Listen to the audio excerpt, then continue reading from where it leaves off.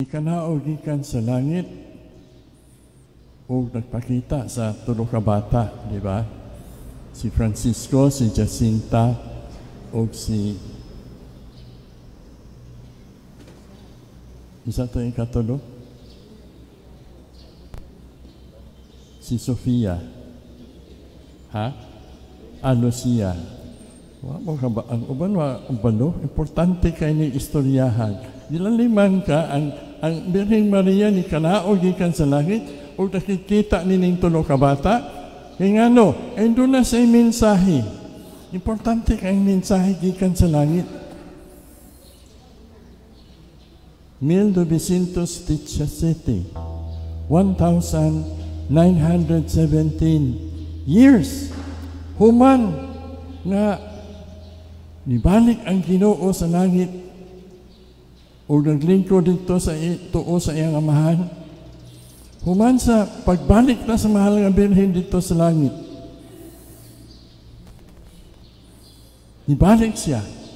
Dili lang sa Fatima, o dili sa makadaghan na inlaing dapit. Ang uban nga ni mo ingon nga, di siya, Father, nagpakita sa ako ang mahal nga Birhen. Nga siya gisulti sa ako atong subayon ng tanan nga mga hitabo, dinagko man o ginagmay, personal man o sa grupo, sama sa Fatima, balik-balik kayo ng mensahe nga gidala sa mahal nga Birheng Maria gikan sa langit.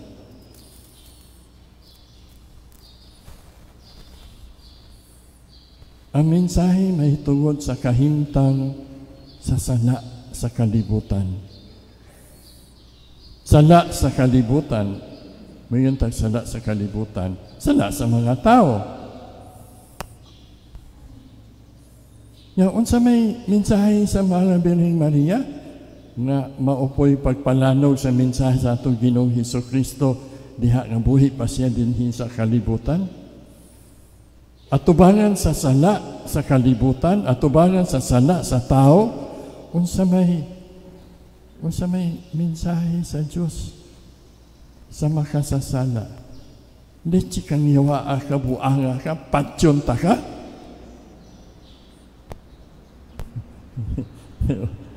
Anak mo ay inubagan sa mga tao nga walay pagtuo sa Dios.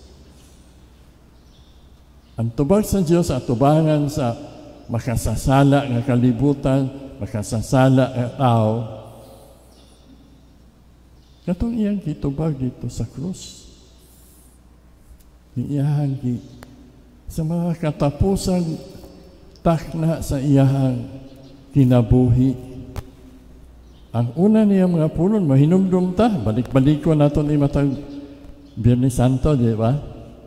Samanto, amahan, hinumdum mo, mayon sa amahan, sa sunod. Hello? Primerong katapusan pulong ni Jesus sa krus. Ningon siya, amahan. Krus ka? Amahan. Pasayloa sila. Kaya wala sila mahibalo sa ilang gibuhat. Di lang kay mangayo siya pasaylo para sa atua, kundi ihapag yung tabunan. Yan ang tabunan. Ang hinundan nga nung nagpakasala ta. Nabitay babae nga namatay. Pag abot niya sa langit, panguntahan na siya sa katong nagbantay dito sa pultahan, tanaw sa libro. Unsay imo nga landay? Aron tanawon niya dito sa libro, kung nalista ba siya sa musulod sa langit. Ang tubag sa babae, natingala ang atong gwardya. Si San Pedro man siguro to, no? Ingon siya, akong ngalan, salamat. Ha? Salamat? Nga salamat man imong pangalan. Ingon siya, salamat kay bisan o ako makasala. kipasaylo ako sa Dios. Kay bisan dili ako angayan o takos, gikaluy-an ako sa Dios. Mao na nga pangalan ako, salamat. Dili na importante unsay ngalan niya sa bunya, ang importante nga ang iyang kinabuhi mapasalamaton. Si Pope Francis bitaw, no? I-interview siya sa usa ka reporter. Ano maila-ila siya ba? Kay bago pa man siya natudlo nga Santo Papa. Pagkata na siya,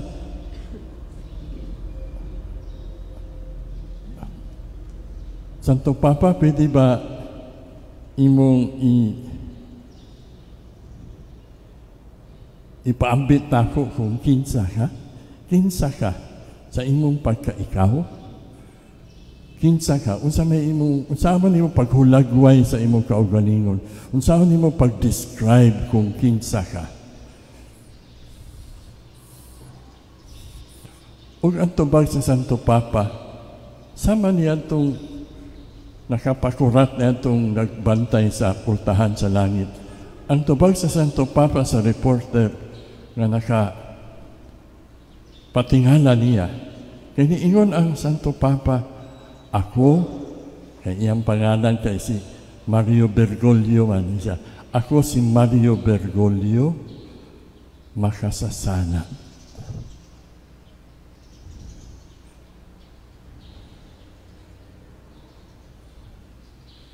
Sa walay pagtabon-tabon, walay pangambot, walay pasangil, walay palusot, sama itong istorya bitaw sa primerong binasa. Nangutana si ang Diyos Adam, kang Eva, nakasala mo no. Sige mo nila na masangil, nagpalusot. Ang wala lang Diyos kalusot, ang bitin, kaya hindi magkasulti.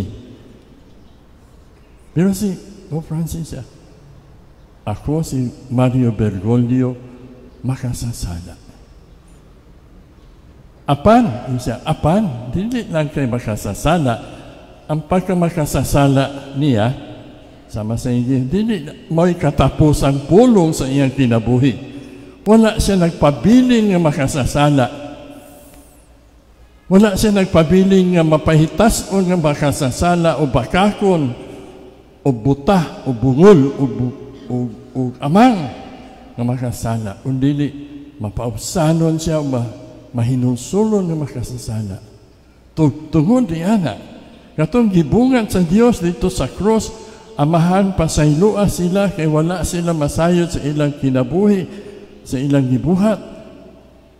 Nahatagan o katumanan. Kay giangko niya ang iyang pagkamakasala.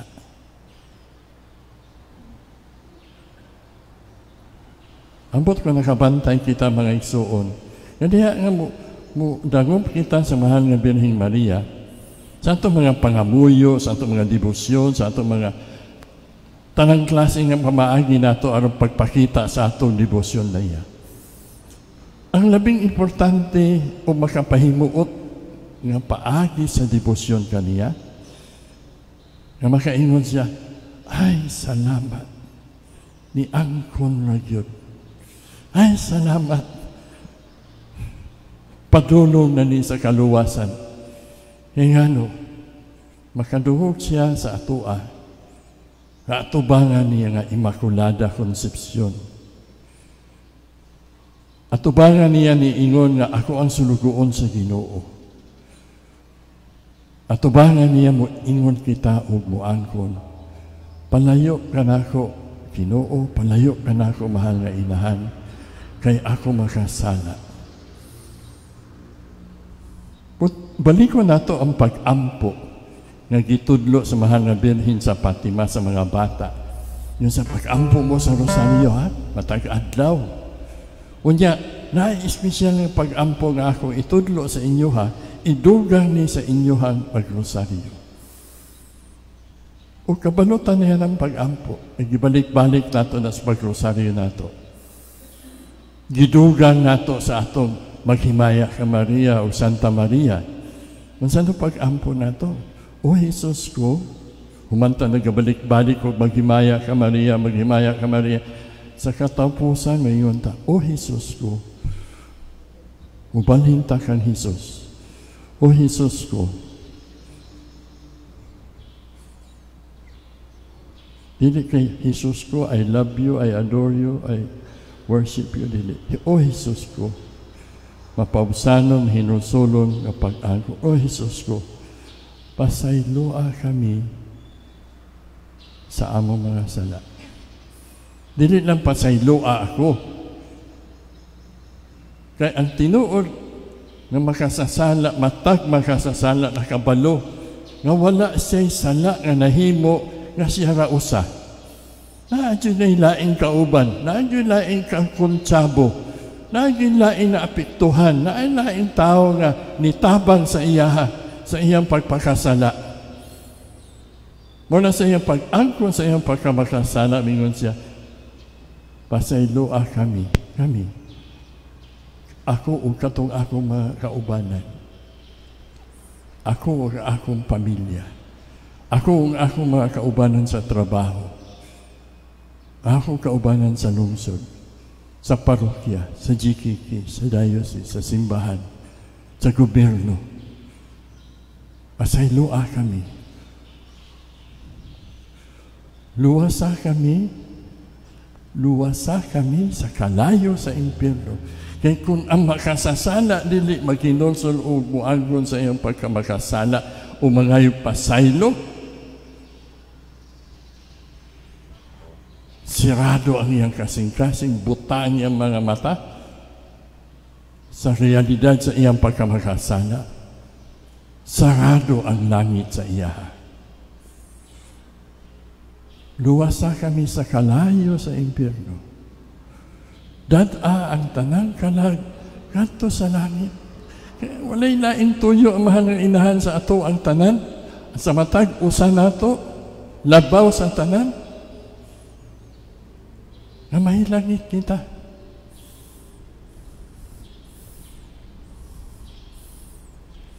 Luwasa sa nang kalag sa kalayo sa impyerno. Dad-an tanang kalag kadto sa langit. Ilabi na katong nanginahanglan sa imong kaluoy. Nakaila ka na yan ng ilabi na. Pasing imo ng bana, pasing imo ng anak, o imong amo, o imong kuraparoko, o inyong kauban sa maestro sa eskwelahan, o dito sa opisina sa gobyerno, o dito sa kadalanan, sa inyong negosyo, ilabi na sila na nanginahanglan sa imong kaluoy. At tubangan sa sala, ang tubag sa Dios, kaluoy o pasaylo. Pero kini matagaan lamang o katumanan kung una sa tanan ang makasasala kita muangkon. Sama sa atong ginaingon sa Santa Maria, inahan sa Diyos, ikampo mo kaming makasasala. Muna ang mga tao nga wala'y pagpakabana sa ilang sala, wala na pag-angkon sa ilang pagkamasala, dili manimba. Kita naningkamot na manimba, mag-ampo, dito kay mga maayong ayta. Naningkamot ta, mag-ampo mo simba sa ulo sa kapistahan sa mahal ng inahan o dawat sa mga sakramento kay ngano. Kay lagi, kita nagaangkon kanunay sa atong mga pagkulang apan labaw sa tanan, nagaangkon kita nga mas labaw pa sa sala nato, mas gamhanan pa sa sala nato ang gugma o kaluoy sa Diyos. Muna sa pagkalawat nato, yun ta, Ginoo, dili ako angay, di ba? Nga mo kalawat nimo.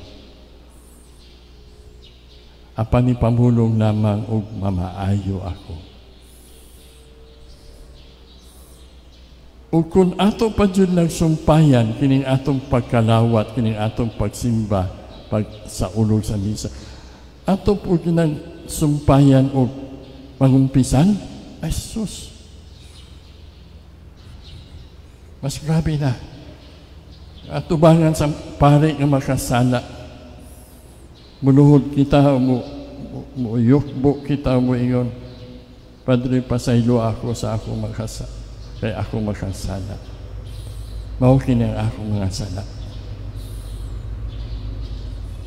Po sa mga kaparian, tulo na kamo inyong pare diri.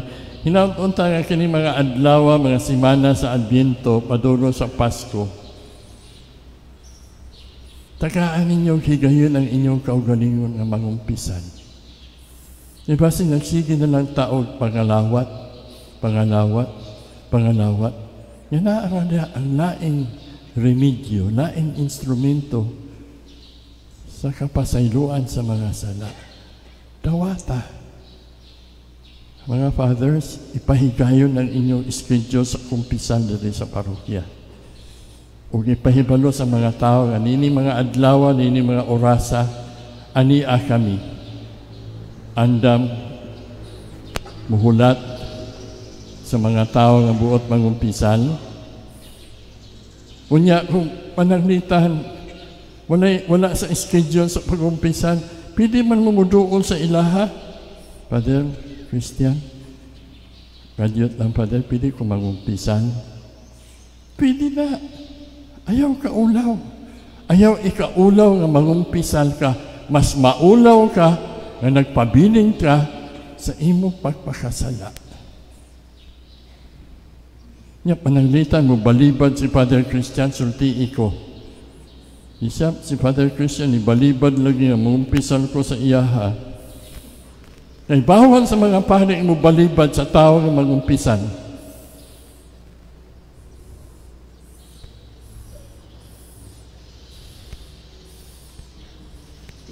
Katapusan mga igsuon, kasalang kapahinumdum.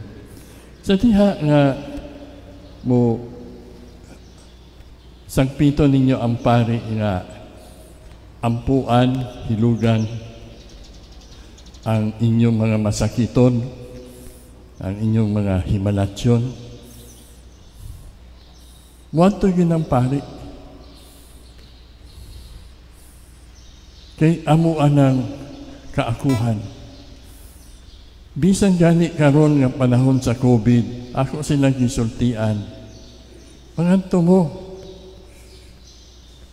ayaw ninyo ihikaw ang grasya sa sakramento tungkol kay nahadlok ta sa COVID-19. Siguraduan na nga, protektado ka. Siguraduan na nga, gihimo nimo ang tanan nga kinahanglan himuon aron nga dili ka ma-infect kung wala ka pa na-infect. Gani kami, gibawalan ako mga pare nga mugunit sa mga masakiton, mga kaslunon, sa kumpirmahanan o bunyaganan. Aron kung ugaling kami ang infected, dili kami makatakot sa inyoha. Naa kami mga protokol nga mapanalipdan namo among kaugalingon o mapanalipdan namo kamo. Bisan ang mga senior citizens, ang mga pare na intawon, dili sila makaingon nga, ay di ako pwede makahilog sa mga masakiton kay senior citizens ako. Ngano, mahinumdum jud ta sa giingon sa Ginoo sa atoa. Mas mahadlok ta sa makapatay sa kalag kaysa makapatay sa lawas. Nagsige tag maskara karon sukad pa natong Marso. Ngano man di nato gusto nga makatakod kita sa uban. O dili po nato gusto nga matakdan ta sa uban. Sa COVID-19 lang na. Pero mas grabe ang sala nga makatakod kung dili masumpo, dili mapasaylo, dili maangkon, o dili pangayuan o kapasayloan. Kung sa mga isuon, padayon ang atong Pasko, pero tingali dili na pareha na atong Pasko sa una, ha, wala na yung mga caroling, solicitation, solicit.